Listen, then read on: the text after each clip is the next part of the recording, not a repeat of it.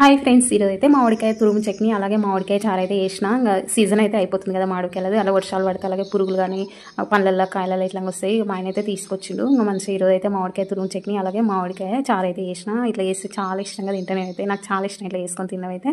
Taste రకంగా బాగుంటుంది. మగ్గిన తర్వాత ఒక మడతవన్లో అయితే పెట్టేసిన 3-4 రోజులు అయితే నిల్వ ఉంటుంది. మక్కుతా ఉంటే ఇంకా టేస్ట్ అయితే సూపర్ ఉంటుంది. ఫ్రెండ్స్, ఈ వీడియో వస్తే చిన్న లైక్ ఇవ్వండి.